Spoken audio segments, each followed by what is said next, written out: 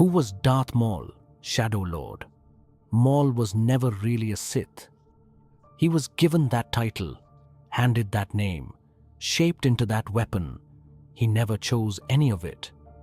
This is the story of a boy stolen from his mother and what the galaxy made him into. Maul was born on Dathomir, son of Mother Talzin, brother to Savage and Fieral. He was given to Palpatine as a child, not sold, not surrendered, taken. Palpatine saw potential in the boy, raw, angry, powerful, and he did what Sith do.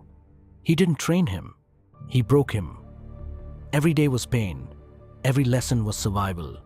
Palpatine didn't raise a student, he built a tool. Maul was told he was special, told he was chosen, told the galaxy would one day kneel before him. But chosen by whom? For what? He was a weapon with a name, a slave who thought he was a prince. And then, Naboo. The Jedi were there, a mission, his moment to finally prove his worth. He killed Qui-Gon Jinn, one of the greatest Jedi of the age, cut him down without hesitation. The galaxy saw him, feared him, and then Obi-Wan Kenobi split him in two. Palpatine never came for him. Maul survived, not through power, not through the Force, through rage, pure, unfiltered animal rage. He fell to Lotho Minor, a junk planet, and crawled through the darkness for years. His mind shattered, his legs replaced with spider-like machinery he built from scraps and fury. When his brother Saivas finally found him, Maul was barely recognizable. Half mad, half machine, completely broken. Mother Talzin restored him. New legs, new mind. But some things couldn't be healed. The boy who was taken from Dathomir was gone. What came back was something colder. And he had one goal. Obi-Wan Kenobi. He lured him out, tortured his ally, killed the woman Obi-Wan loved just to watch him suffer. But revenge wasn't enough. Maul was smart, ambitious. He built the Shadow Collective, a criminal empire stitched together from the Pike Syndicate, Black Sun, the Hutt clans, and Death Watch. He took Mandalore, ruled it. For the first time in his life, he had real power, power that was his own. Then Palpatine came personally to take it away.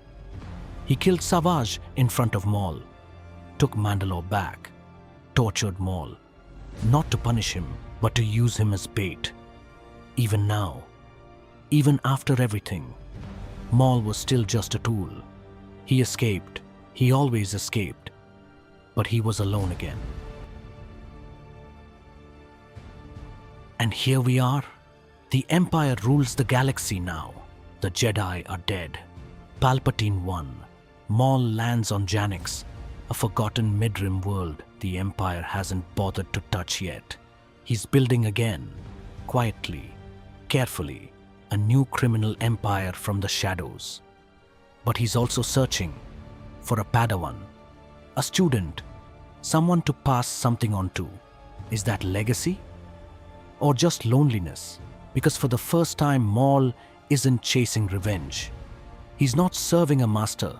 He's not proving anything to anyone. He's just trying to exist. And that might be the most dangerous version of Maul there's ever been. Years later, a ghost shows up in the Outer Rim. His name, among those who whispered it, was the Shadow.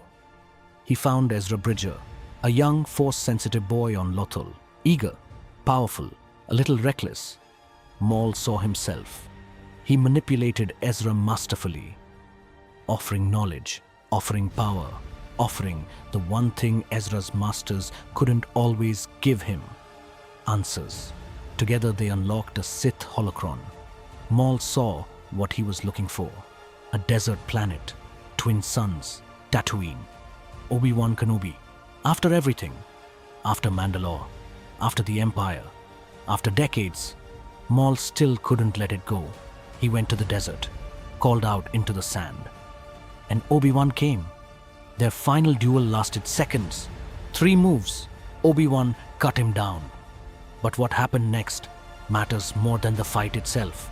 Obi-Wan held him as he died, and Maul, in his final breath, asked, "Is it the chosen one?" Obi-Wan said, He is. and Maul smiled. He will avenge us. After a lifetime of rage, after everything he lost and everything he destroyed, right before death, Maul had hope for the first time.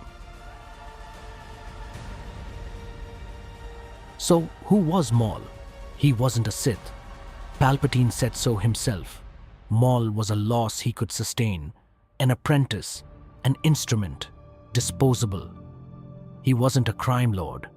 Every empire he built got torn down. He wasn't a conqueror. He never held anything for long. He was a child who was taken, who was told his pain had a purpose, who spent his whole life trying to prove that it wasn't all for nothing. And maybe, in those last seconds on Tatooine, he finally believed it. Maul was never a Sith. He was something far more tragic. He was a person who never got to choose who he became. Thanks for watching.